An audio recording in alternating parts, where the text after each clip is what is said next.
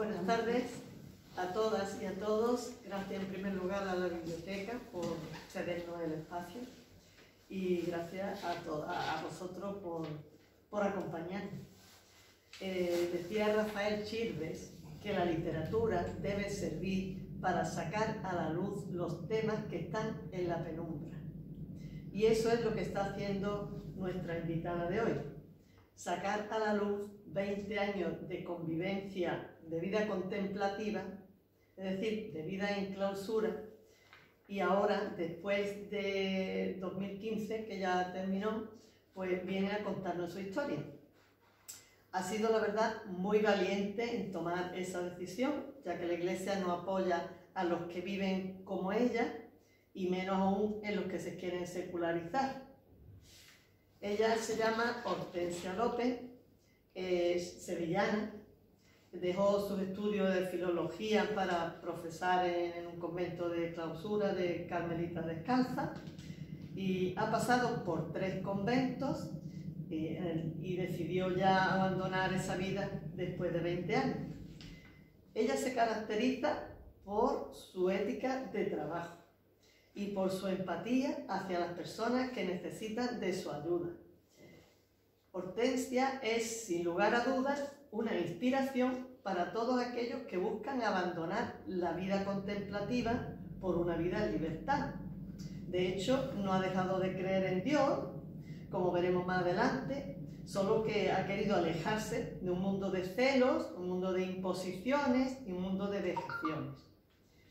Así que yo, después de todo esto, yo creo que también habrá quien le interese saber, yo digo, ¿quién te influyó a ti para que tú llegaras a entrar en un convento donde te olvidaste de tu vida pasada y entraste en un mundo totalmente cerrado?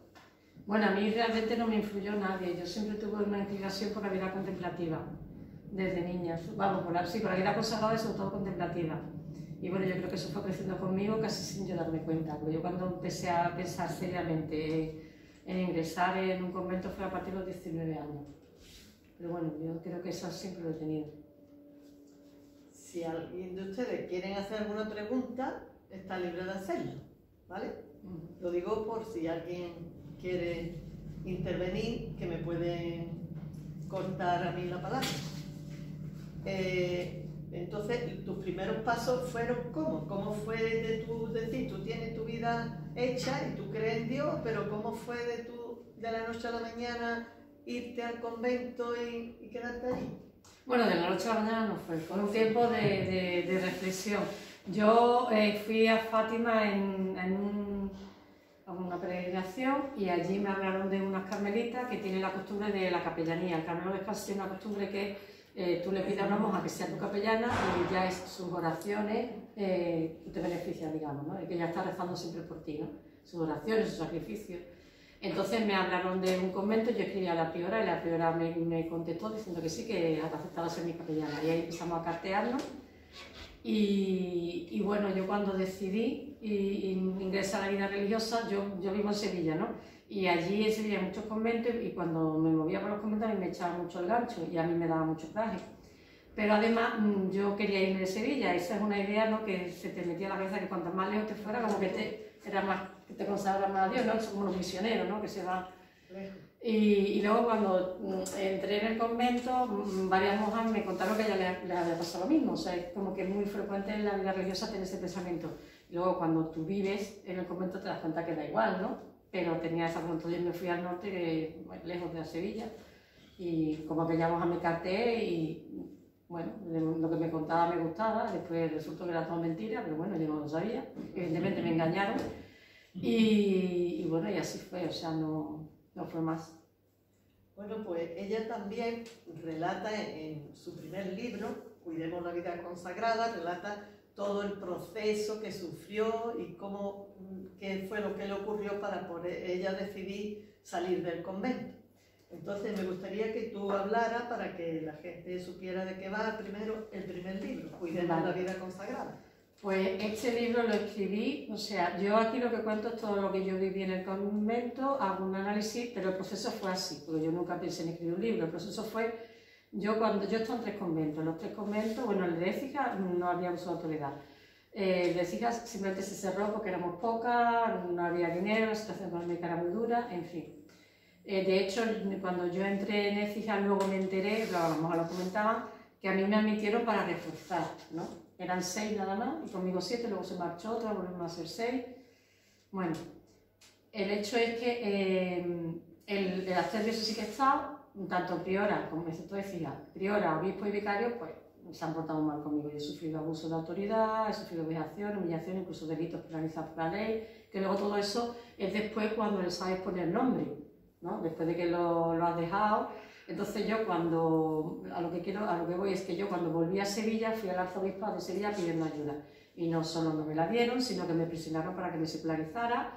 Lo que me hicieron fue horrible, me obligaron, tuve que firmar varios documentos en contra de mi voluntad, lo que allí decía no era lo que yo decía, tergiversaron todo, yo estaba denunciando abusos de poder, estaba denunciando delitos, y le dieron la vuelta y me obligaron a firmar que yo renunciaba al convento porque yo tenía problemas psicológicos, ¿no? Yo me negué a firmar, pero claro, me presionaban, yo decía, yo eso no lo firmo, yo eso no es lo que estoy contando. Y bueno, fue horrible, pero claro, yo estaba sola, estaba entre la pared y la pared, iba cediendo. Y además es lo que suele pasar, que la primera vez firmas y has puesto o sea, te has opuesto más, ¿no? Pero luego vas cayendo, tú misma te sientes culpable de haber firmado algo que tú no querías. Ahí tienes un sentimiento de culpabilidad, de vergüenza, se mezclan un montón de cosas, más luego todo lo que la carga que yo traía ya, después de 20 años de abuso, que aquí lo explico. Y total que va cediendo hasta que me presionaron para que me secularizara, firmé bajo coacción y todo eso. Total que ya, entonces a partir de cuando pasó esto, escribí a la Santa Sede la Congregación para la Vida Consagrada. Yo escribí, iba dirigido al cardenal prefecto.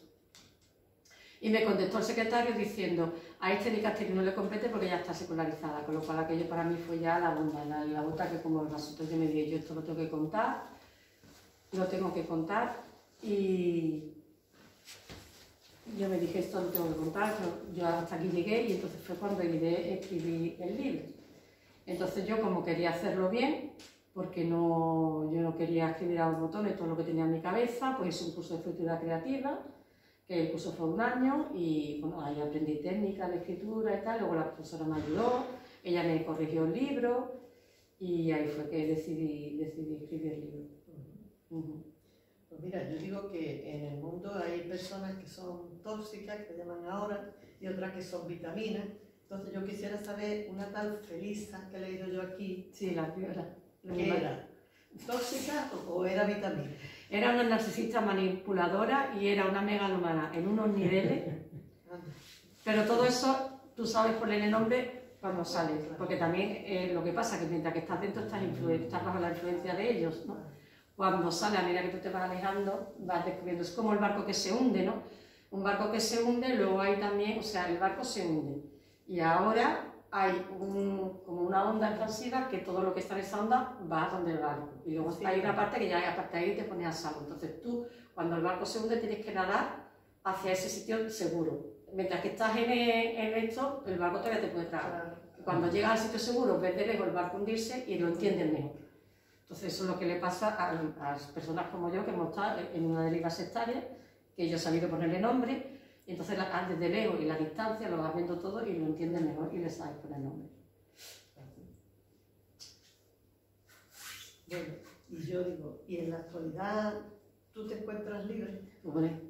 Pues si ¿O te sientes un poco coaccionada por la iglesia? No, ¿Ya la iglesia no te persigue? Nada. Bueno, me están haciendo el vacío con la asociación.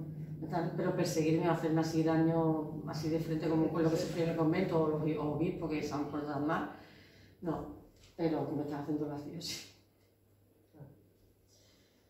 Entonces, y también te habrás encontrado tú con personas que no te crean, ¿no? Que tú hablas y la gente dice, esto es mentira, eso es que tú tienes la cabeza ya... Bueno, yo lo que veo en las redes sociales, sí, cada vez que publico algo hay muchas felicitaciones, mucha gente que empatiza conmigo, mucha gente que dice que yo he vivido lo mismo, yo estoy en un convento y tal, y hay mucha gente que dice unas barbaridades y dicen esto son mentiras, eso es una más que quieren denigrar a la iglesia, tal, pero no. Bueno, pero es que es así, la sociedad es así, la mía. Haga lo que haga, siempre hay gente que le parece bien, gente que le parece mal, y eso es así, ¿no? Pues tiene además ella, tiene una asociación que se llama Extramuro, y con esa asociación yo creo que está haciendo más bien a la humanidad que desde dentro del convento, porque en esa asociación Extramuro ella ayuda a aquellas personas que se han secularizado, ¿no? O que se quieren secularizar. También las exclaustradas. Pues, háblanos un poquito de esa asociación. Pues esa asociación también surgió espontáneamente. En una de mis entrevistas, yo siempre digo, tanto en el libro como en las entrevistas que me hace, siempre digo que urge crear un organismo para ayudar a las personas que dejan la vida consagrada. Claro, a partir de mi experiencia, que yo me vi en la pura calle, me dejaron tirar, pues concebí esta asociación, ¿no? Entonces se puso en contacto conmigo una señora que vio una entrevista y le gustó todo y me dijo que eso que si yo sabía si existía un organismo así y tal. Dije, no, si eso es lo que digo, que urge en la iglesia, que no lo hay. Y dice, ¿tú cómo lo concebirías? Entonces yo le expliqué, porque claro, yo a partir de mi experiencia sé lo que es estar en la calle, sé lo que cuesta adaptarse a una sociedad que no conoce, sé, en mi caso concreto, después de haber vivido en clausura 20 años en un convento como este tipo, que son las Carmelitas Descalzas del 90, pues yo no sabía manejar un móvil, no sabía manejar un internet, no sabía nada. Más luego lo que es verte en la calle, empezar otra vez a aprender a moverte por el mundo, se me había olvidado, yo volví a Sevilla, se me habían olvidado las calles, todo era diferente, el autobús era diferente, el bonobús, el sistema, todo era diferente. Evidentemente la mente de la gente, todo era... Entonces es un choque muy grande, te cuesta mucho adaptarte, más luego tú vienes con tus heridas, tienes que hacer un proceso de duelo. Entonces yo tenía una experiencia que yo digo, urge un organismo, y entonces yo sé lo que hace falta, ¿no? Hace falta atención psicológica, hace falta atención jurídica, hace falta casas de acogida, porque la persona una vez que sale, o sea, tampoco tú puedes ser, ni vas a encontrar trabajo al día siguiente, ni estás preparado para encontrar trabajo. Bueno, tú tienes que hacer tu proceso de duelo. Entonces lo que urgen son casas de acogida, porque te ves en la calle, más luego hay mucha gente que lo recibe la familia, hermanos o padres, si todavía los tienen, pero otros no. Y luego la convivencia con la familia nunca es buena, porque no te entienden, porque hay muchos roces, porque entonces lo que hace falta es un lugar adecuado para la persona que ha estado en la vida consagrada, un lugar que además le ayude a la persona a ser autónoma, que ayude a la persona a sanar todo esto, porque la mayoría de nosotros que lo hemos dejado por abuso, una de las consecuencias que tiene el abuso de poder es que la persona está muy infantilizada. La persona no sabe tomar decisiones, no sabe asumir riesgos, entonces hay que ayudarla a ser autónoma, a que tome las riendas de su vida. O sea, una casa de acogida no es un sitio donde te dan de comer, es un sitio donde te educan, te ayudan para que tú te adaptes al mundo y tú seas autónoma y tú tomes la rienda de tu vida y empieces otra vez. Tú tengas un trabajo, luego algunos se casan, otros viven en pareja, cada uno ayudar a la persona a que se reintegre, ¿no? Entonces hablamos de todo esto, y dice, ¿tú cómo lo concibes? Yo le expliqué y me dijo, bueno, pues si tú fundas una asociación, pues yo te cuentas con X dinero. Entonces a partir de ahí yo empecé a moverme, a buscar contacto y tal, y dos amigas mías se ofrecieron porque para fundar una asociación tiene que ser mínimo 3 personas.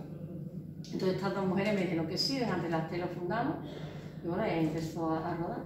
¿La casa de acogida tiene? No, ya quisiéramos. Ahora, una señora ha contactado conmigo, que ya te lo he contado antes, ¿no? Que ella vio una entrevista que me hicieron y entonces ella se sintió identificada porque su madre fue monja y le pasó lo mismo que a mí. Entonces ella tiene un apartamento y lo ha ofrecido como casa de acogida. Y voy a ir la semana que viene para ver la casa acogida, para conocerlo, y bueno, ya es un comienzo, yo estoy muy contenta, la verdad. Es un comienzo. Pues todo eso está divinamente. Lo que hace falta es que cada uno pongamos en la vida un granito de arena, ¿verdad? Poniendo un granito de arena se puede hacer una montaña, pero si nadie pone ese granito, es que se dice algunas veces, pero es que yo sola como, ¿verdad? Y yo sola como, pero mira cómo después se van uniendo otros granitos y cada vez la montaña se va haciendo más grande. Pues eso es lo que tenemos que procurar en el mundo. A ver, una cosa que sí quisiera comentar del libro, yo este libro lo escribí en 2020. Evidentemente, si ahora lo volviera a escribir, pues ya he desarrollado un pensamiento.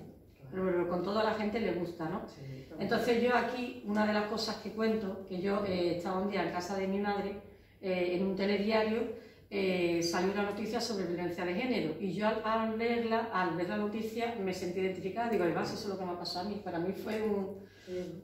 Sí. Sí, fue una llamada. Y entonces ahí me metí en internet y empecé a investigar sobre la violencia de género. Entonces yo en el libro hago una correlación entre la violencia de género, lo que sufren las mujeres y lo que sufren víctimas de violencia de género y lo que sufrimos nosotras en el convento. Y hay mucha correlación. Pero ¿qué pasa? Que yo sigo investigando y con el contacto que tengo con tanta gente que ha pasado por lo mismo y tal, he descubierto que lo que nosotros estábamos era una deriva sectaria. Una deriva sectaria es que es muy curioso, porque en las redes sociales la que salía con la palabra secta, porque yo he dicho que está en una deriva sectaria. Y yo entiendo que la palabra secta tiene muchas connotaciones negativas y que la expresión deriva sectaria es muy poco conocida. Pero es curioso porque es que una deriva sectaria es muchísimo peor que una secta, pero muchísimo peor sin comparación, porque una secta la funda un megalómano, un psicópata, un narcisista que capta de esto en nombre propio. Pero es que las derivas sectarias están sostenidas y mantenidas por la Santa Sede, muchísimo más grave. Y bueno, y entonces yo ahora que he sabido ponerle nombre, no solo ya una comparación con violencia de género, que al final el acoso moral tiene unas cosas que son comunes, hay un patrón común, porque incluso también han contactado conmigo mujeres que han sido víctimas de violencia de género. Sí, porque se sienten identificadas al escuchar bien una entrevista mía, al leer el libro. Pero claro, ahora ya he desarrollado un pensamiento y sé hablar de manipulación, esotería sectaria, coacción, tal, o sea, ya... He ido creciendo. Exactamente, he ido entendiendo mejor lo que yo he vivido. En este segundo libro, charla sobre la morada de Santa Teresa, habla ella de la orden, y yo nunca creí que se había fundado antes de Cristo.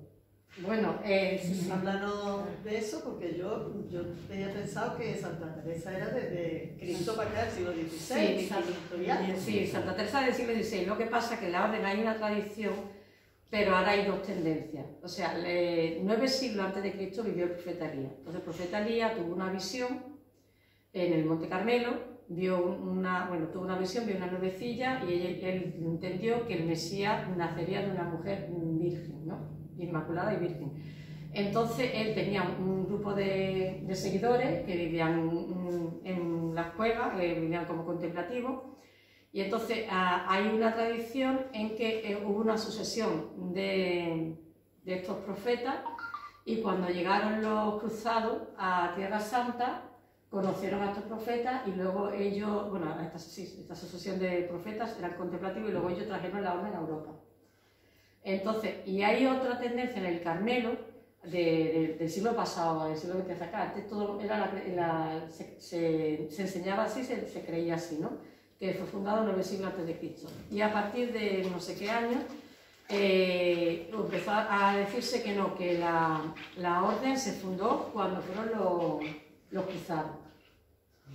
Yo soy de la creencia de que sí fue que lo fundó el profeta San Elías, porque para mí es más lógico, simplemente, porque precisamente, o sea, se basa en los que opinan de la otra manera, los que dicen que se fundó con los cruzados, se basan en que no había documentos. Y claro, es que antiguamente no se documentaba, es que no había, o sea, y además los orígenes de todas las órdenes religiosas, los orígenes de todo, hay muy poca documentación siempre, y más en otros tiempos, porque ahora con el internet, con las fotos, ahora todo se documenta, pero en otra época no, entonces no me parece un motivo lógico. Más luego, por ejemplo, que lo cuento aquí en mi libro, hay una no sé si está beatificada o está ya canonizada, Ana Catalina Emery, no sé si la conocéis, que ella tiene visiones, pero tiene visiones de la pasión de Cristo, de la Virgen Niña, de todo, ¿no? Entonces ella en sus visiones cuenta, ella iba al Monte Carmelo, creo, o habla de un monte, y estaban los esenios, que los esenios sí están reconocidos en la historia. Los esenios, y la vida que llevaban los esenios es la misma que podrían llevar los seguidores de San Elías. Más luego tú lees a Ana Catalina Emery y cuando explica la vida de los esenios es igual que una vida contemplativa hoy en día, masculina, y una orden tercera, porque ella habla de los que no eran monjes que eran eso, se casaban, eran lo que hoy serían los laicos, matrimonios, y iban al Monte Carmelo a rezar con los monjes, con los esenios.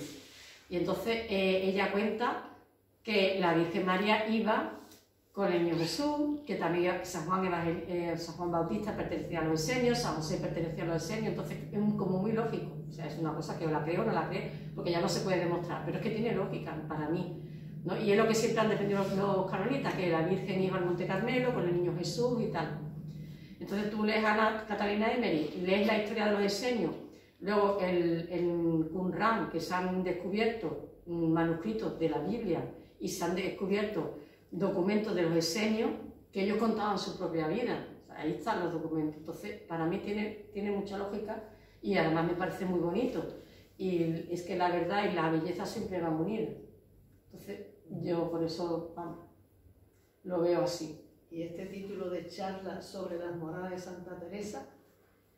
Pues porque esto fueron unas charlas, esto fue, al poco de yo estar en Sevilla, conocí a uno, que ahora somos amigos, que él es filósofo y pertenece a un club de filosofía. Entonces ellos se reunían todas las semanas y trataban de algún tema de filosofía o algún libro. Entonces él me dijo que llevaban tiempo buscando a alguien que le explicara las moradas de Santa Teresa, porque como es castellano antiguo no lo entendían.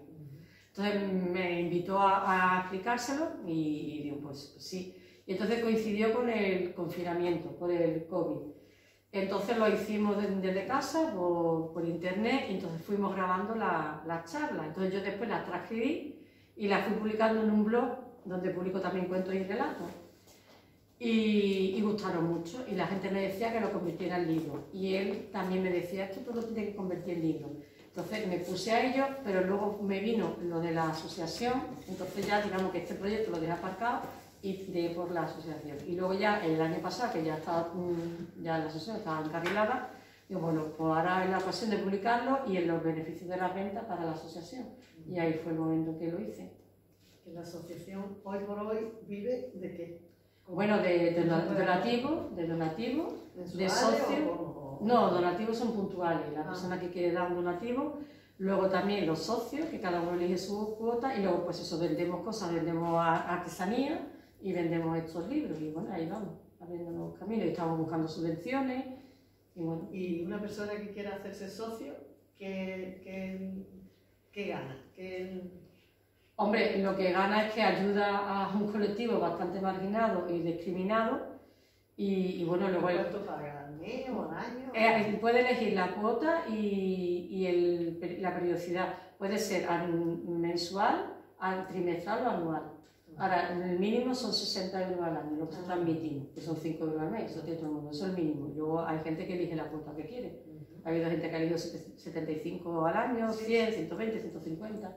Eso ya cada uno elige. Lo digo por si alguien de aquí quiere hacer algo en la asociación, o darse de alta, o hacerse socio, o lo que sea, porque está en el mejor momento. Pues no sé yo qué más te voy a preguntar a ti, porque la verdad es que para mí una persona así tiene mucho valor, porque salir después de 20 años de una vida en clausura a un mundo exterior tiene que ser como tirarse al vacío. Tiene que ser valiente. Es que es tirarse al vacío, por eso mucha gente no...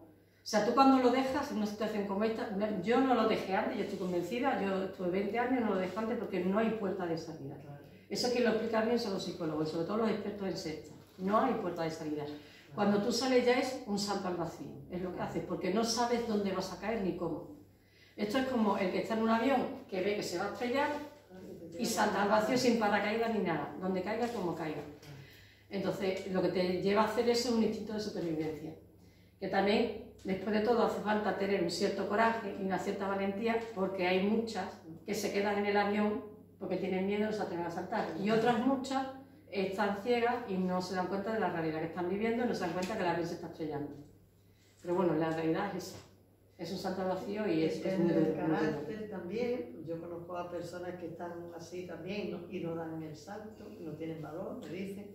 Y por eso digo, la admiro. El tema laboral es muy difícil, es muy duro.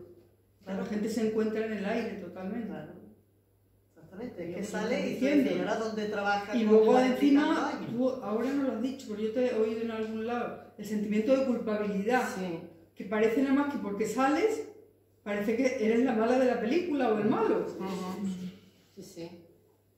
No, y luego en las situaciones de acoso, la persona tiene el sentimiento de culpabilidad que ya sé que es culpable de lo que le está pasando. Eso es. Claro. Eso, entonces tú arrastras, lleva mucho. Estás Y toda la luego vida creyendo. sale, como explica la adaptación, que depende si eres de vida activa o contemplativa, más o menos, ¿no? Porque yo no sé ni manejar un móvil, pero hay gente que sí, ¿no? Sobre todo la de vida activa. Sí, claro.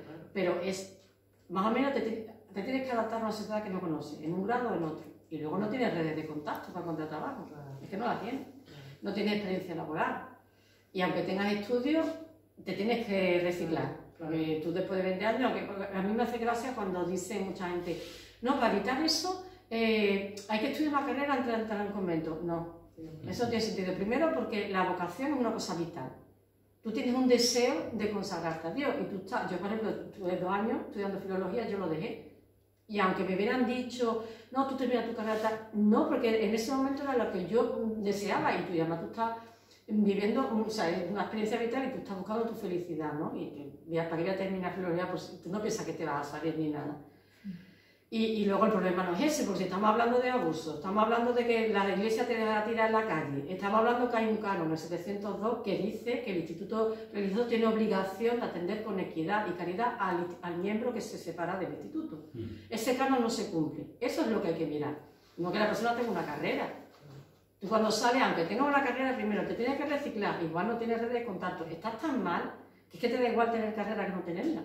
Y luego también te ha cambiado la vida, que yo he conocido gente que tiene una carrera y después de 15 o 20 años lo deja y dice, es que yo eso ya no quiero dedicarme a eso, porque tú en tu vida has hecho otras cosas, ¿no? Has descubierto otra cualidad, o te gusta más otra cosa, o si has estado en una vida, bueno, también la contemplativa, porque yo he cuidado muchos ancianos, muchos enfermos, vamos, dice, pues a mí me gusta esto, a lo mejor estaba estudiando, yo en mi caso no, la verdad me gusta mucho más el mundo de los libros, de las letras, vamos a suponer, ha estudiado de la filología y ahora tiene una experiencia como enfermera y dice, pues yo voy a estudiar a la enfermería y me voy a dedicar. Entonces, ¿de qué te ha servido? No, haz una carrera antes de entrar al convento, es que eso no es la solución. No es, la solución es que se cumpla la ley, que el religioso esté protegido, que no lo está, y que tenga una red de contacto cuando salga, el que quiera salir, y que no esté mal visto, que no nos vean como desertores, como infieles, somos los malos de la película, es que esa no es la realidad. Esa es la solución. Y la cuestión de la salud también es importante que lo comente, porque salir enfermo Sí. no quiere que salga, pero cuando se vive con una depresión o con algún brote de lo que sea, porque se conoce de todo, las personas lo pasan peor todavía, porque tienen una etiqueta ahí que, madre mía, para conseguir, No, por un claro. lado trabajo, Hombre, y enfermo. por otro lado tratamiento, que cuestan caro, es complicado eso, ¿eh? Es muy duro. Es complicado y luego hay una cosa que se llama el estrés postraumático, que mucha gente tiene un estrés postraumático, bueno, mucha gente, ¿sabe? ¿Y qué tiene el estrés postraumático? Síntomas: depresión, ansiedad, fibromialgia, que son muchísima gente tiene fibromialgia, hay gente que sale con anemia muy fuerte, insomnio, ansiedad, dolores de cabeza. En esa situación, ponte a buscar trabajo. Y además que hay mucho, desgraciadamente, hay muchas expulsiones encubiertas.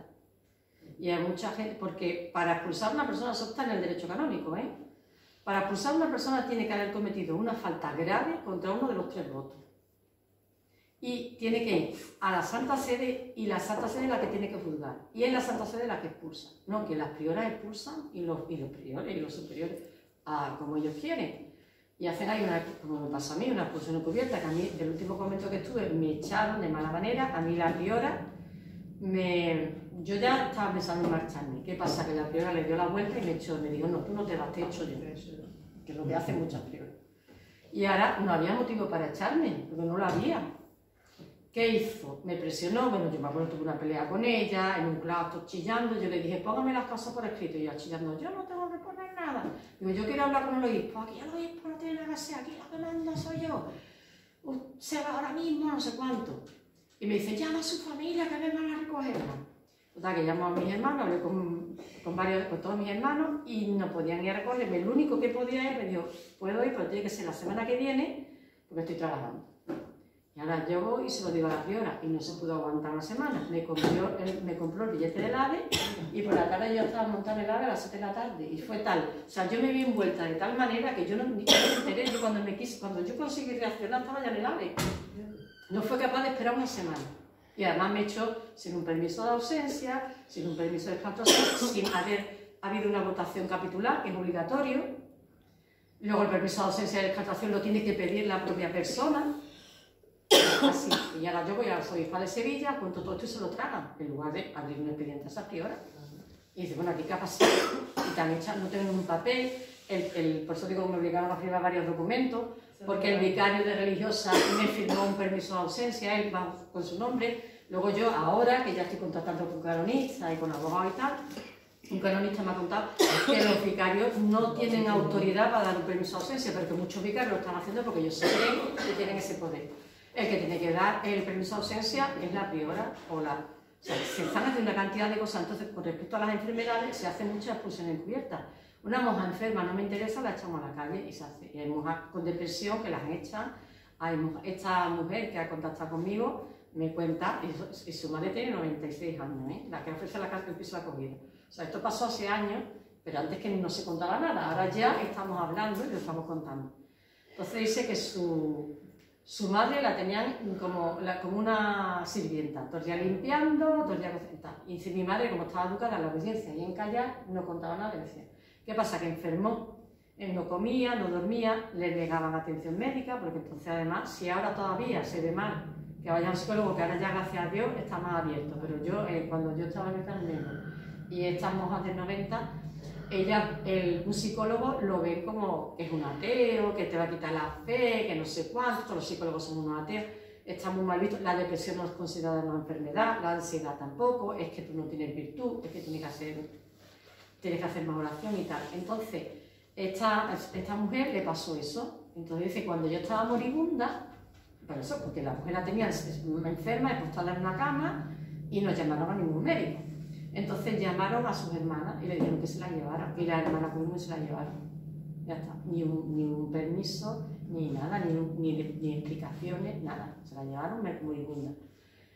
Y bueno, y luego ya se recuperó y tal. Esas son expulsiones encubiertas que se dan y se están dando desgraciadamente. Y luego, como los vicarios y los obispos, todos se lo tragan, no exigen que se cumpla el derecho canónico, no exigen nada, no piden explicaciones, y luego la sociedad tampoco, los familiares, todo el mundo se calla, pues hija, así. El obispo lo que no querrá es que le lleven problemas para arriba, dirá, no, tú quédate ahí, a los sacerdotes le dirá, párate en los problemas que no me suban, No sé, porque no sé. yo con los míos tengo bastante. Pero yo veo que es un buen invento ese que tú has hecho de una asociación con casa de acogida, porque más de una persona se va a ver con la alegría de decir, pues mira, oye, me salgo y ya no me voy al vacío, ya salto el puente y me voy allí. Exactamente. Que tengo que estar 2 meses o tengo que estar 1 año, ya estoy entre gente que opina como yo, que piensa como yo, y le tiene que resultar mucho más fácil de dar el salto. Claro, eso es lo que pasa cuando la gente contacta conmigo, me dicen, claro, como yo valido su situación, ¿entiendes? Se ven comprendidos y hay muchos que me dicen, gracias a ti sé que no estoy loco, gracias a ti sé que no estoy sola. Algunos me han dicho, pocos, pero algunos, para mí una gran satisfacción, algunos me han dicho, gracias a ti se me ha quitado de la cabeza la idea del suicidio, porque es que está en una situación muy desesperada, ¿eh? Es muy duro, yo he pasado por eso y es muy duro verte en la calle sola, hay que pasar por ello para saber lo que es. Y lo que hace la Iglesia es, como yo llamo, esto de que te hayan tirado a la calle, yo lo llamo el antitodo, porque es anti-iglesia, anti-evangelio, contrario a la caridad y a la justicia, contrario a la verdad, al bien, al sentido común, es inhumano, el antitodo, yo lo llamo el antitodo, es que no tiene ni cabeza, y que nadie se haya preocupado por arreglarlo, que todo lo tragan, todo se calla, todo se oculta, y luego, como a la opinión pública la hacen pasar siempre, porque nosotros somos unos infieles, si la has dejado, pues algo más habrás hecho, no tiene... pues has perdido el espíritu de la oración, o se ha casado con otro, ya tendría una mujer, o lo que sea. Siempre es que falta el voto de castidad, eso es. Entonces siempre el malo eres tú, siempre. Y no es así. No, para nada.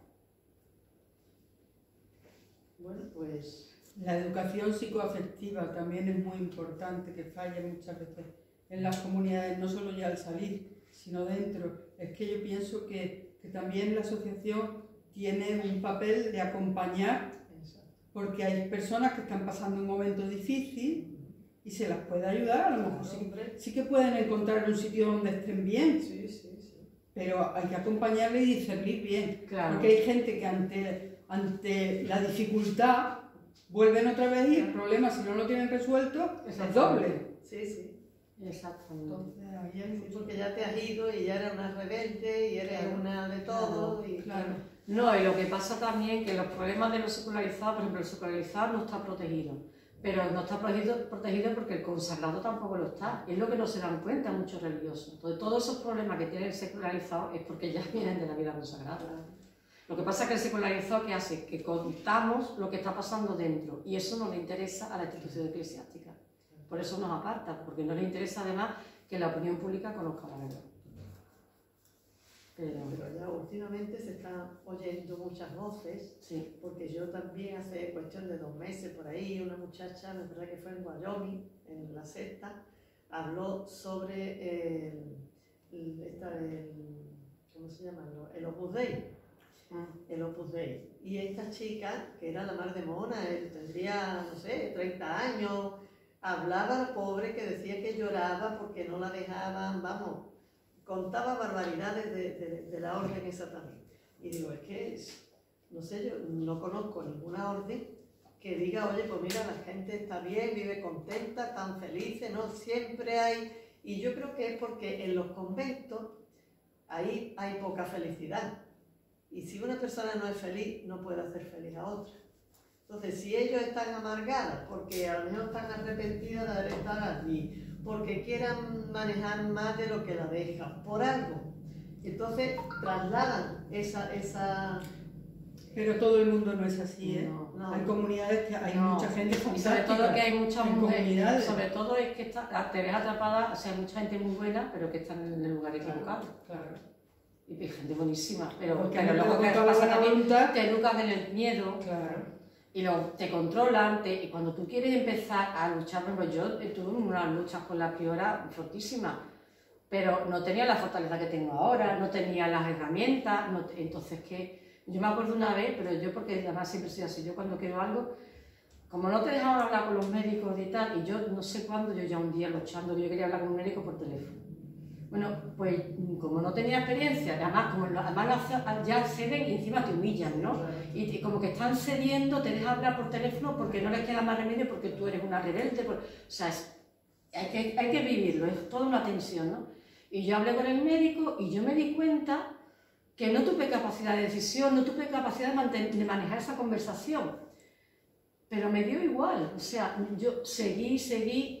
Y luego yo aprendí, ¿qué pasa? Pues tienes mucha inseguridad, no estás acostumbrada a tomar decisiones, no estás acostumbrada a asumir responsabilidades. Y una conversación por teléfono con un médico resultó, en cierto modo, para mí ridícula. No supe, pero también yo estaba con la tensión de la priora y además que estaba detrás de la puerta, esperando a que yo saliera, intento saber si estaba escuchando o no. Entonces son una serie de cosas, pero digo, pues yo lo hago, o sea, que me da igual. Que me da igual quedar como una tonta, que el médico diga esto para que me ha llamado, que me da igual, pero que tenía que hacerlo, que tenía que romper con esa manera de que estás totalmente ninguneada, ¿no? Entonces... Se han dado muchos casos, ¿no? En los conventos, eso, que cuando han ido los médicos al convento, las enfermas han tenido que dejar una nota por debajo cuerda al médico para pedir auxilio.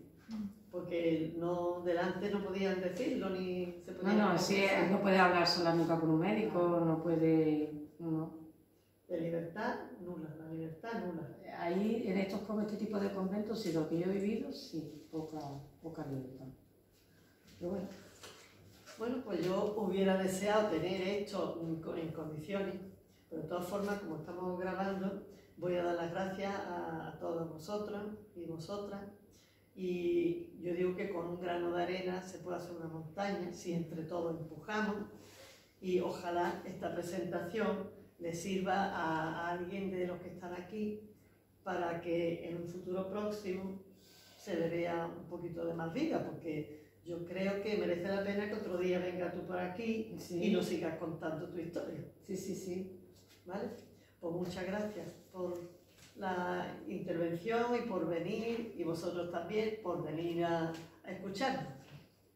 Muy bien.